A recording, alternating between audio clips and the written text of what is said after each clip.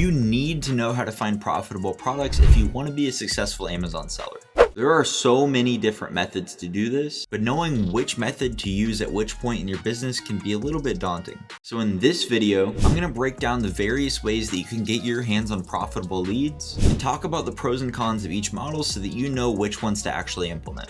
Method number one is going to be finding products yourself or internally with a team. Now within this, there's a lot of different sourcing methods that you can use, but the idea here is that you or your team are the ones actually finding the leads. In your early days, this is mainly going to be you, but over time, as your business grows, you can start to hire virtual assistants to help you find these leads. And the methods that you're going to use are primarily going to be first storefront stalking. Storefront stalking is the process of looking at other Amazon sellers' storefronts and going through their catalogs to see what products they have that you can also sell. If someone's selling something on Amazon, they're probably doing so with the intention of doing it profitably. So by looking at their catalog and then finding a place to buy that product, you can ideally find profitable products in their catalog that you can then join in on and sell yourself. Another method that you or your team might use is manually going through website sales. You can subscribe to newsletters, use tools like SalesGazer, Rakuten, and more to see what sales are going on. And then you can go through those sales manually and find the best possible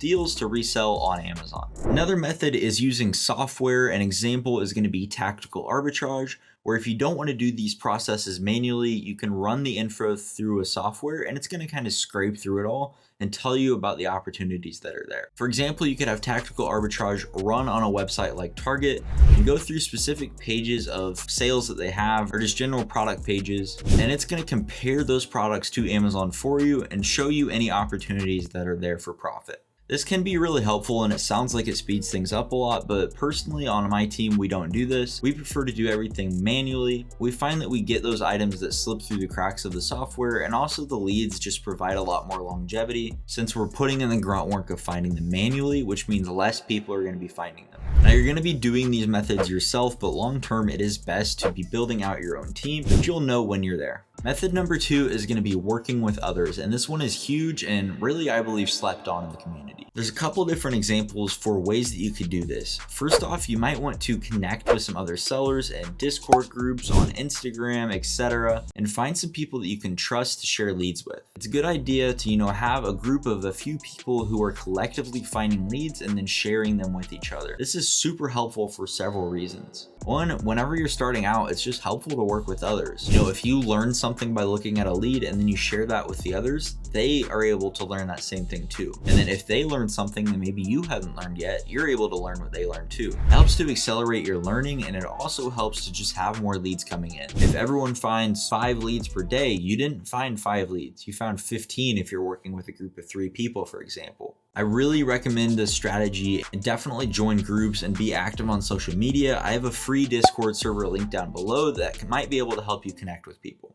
Another example of working with others is working with a partner to split your virtual assistant team. This is a little bit more down the line as your business scales and you're looking to start hiring virtual assistants. But by working with a partner to split the overhead cost, it's kind of the same concept. You're collectively working to find the leads for each other and to share that your team finds, but your monthly costs can be cut in half by just sharing it with a partner. This is something I still implement in my business. I have a business partner that I work with where we share all of our VA costs and then we just share access to all the leads as well. Method number 3 is going to be Leadless. A lead list is basically exactly what it sounds. It's a list of profitable online arbitrage leads that are shared with you in exchange for some type of payment. Usually these are monthly subscriptions where you pay a set monthly rate, and in exchange you get leads sent to you every day, Monday through Friday. There are a lot of different companies out there, so make sure that you ask around and get reviews before trying them, but I can go ahead and recommend a few to you. OA Hunt is a really good company. OA Leads Pro is good. I have my own offerings. They're usually full, but if you're interested, you can message me on Instagram. And those are a few good options out there. However, there are a ton of different companies that you can try out. And another version of Leadless is what's called a one-time list. One-time list is just a one-time payment for 1 day's worth of leads. And this can be kind of a way for you to try out the leads list and see if they're going to be worth it.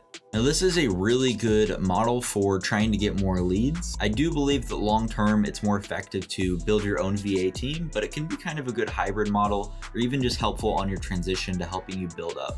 It's important to make sure that you're maximizing the value that you get out of these lists. A lot of people will just buy the leads when they show up and then forget about them. That's not the way to approach it. I recommend going through the list, do your own vetting whenever you receive it. But if you want to buy the leads that day, great, but don't just stop there. You need to be using these lists as a starting point. For example, let's say a lead list provides you with a lead for a GameStop where the video games are buy two, get one free. You can buy that video game, awesome, but now you know of a sale that's going on. So then you need to send yourself or your team to that sale, and you need to go look what else is profitable at GameStop. If this one lead is good, what else do they have? You also need to be the person who's going back to the list. So once you're subscribed to these for a few months, most of the sellers are gonna be forgetting about the leads, but not you, because you watched this video. So you're gonna be going back to your old lists and reviewing them to see what's still good, what maybe died and now it's good again. Be the person who's able to go back to those lists and deep dive on these lead lists so that you're maximizing the value and not just buying them day of. That's kind of a few different ways that you can find leads for your 08 business. Super important that you understand and implement these methods. Thanks for watching.